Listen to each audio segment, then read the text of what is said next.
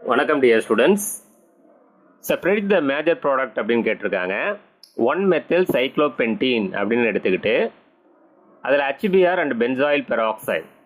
So இது வந்து anti மார்கோனிக் of addition reaction.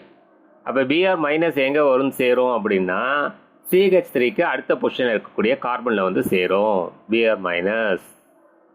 அடுத்தது KCN ரெண்டாவது ரியாக்ஷன் வந்து பார்த்தீங்கன்னா KCN சேர்க்க சொல்லியிருக்காங்க. அப்போ KBr போனதுக்கப்புறம் CN வந்து BRக்கு பதிலாக ரெண்டாவது பொசிஷனில் வந்து ஆட் ஆகும், CN வந்து ஆட் ஆகும். சரிங்களா? அதுக்கப்புறம் சைனைடை சோடியம் அமால்கம் அண்ட் எத்தனால் கொண்டு ரெடக்ஷன் பண்ணால் சைனைடு என்னவா மாறும் அப்படின்னா பிரைமரி அமீனாக மாறும். CN ரெடக்ஷன் பண்ணால் CH2NH2 மாறும்.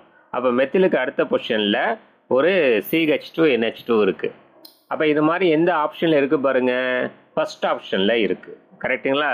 அப்போ first option is the right answer. நம்ம தேர்ட் ஆப்ஷன் ஃபோர்த் ஆப்ஷனாக ஆட்டோமேட்டிக்காக விட்டுடலாம். எப்படின்னா ஐசோசைனைடு, நம்ம பொட்டாசியம் சைனைடு சேர்க்கும்போது ஐசோசைனைடு எப்படி வந்தது, அப்போ CD நம்ம கேன்சல் பண்ணிக்கலாம். சரிங்களா? அடுத்தது வந்து பார்த்தீங்கன்னா பி ஆப்ஷனில் CH3 பக்கத்துலேயே CH2NH2 போட்டிருக்காங்க.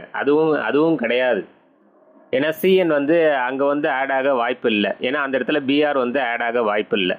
ஏன்னா இதுதான் ஆன்டி மார்கோனிக் ஆஃப் ரூல். அப்போ மெத்திலுக்கு அடுத்த பொசிஷனில் தான் வந்து Br ஆட் ஆகிருக்கணும். Brக்கு பதிலாக CN வந்து ஆட் ஆகிருக்கணும். அதுக்கப்புறம் CN ரிடக்ஷன் பண்ணும்போது CH2NH2 மாறி இருக்கணும். அப்போ first option is the right answer. சரிங்களா?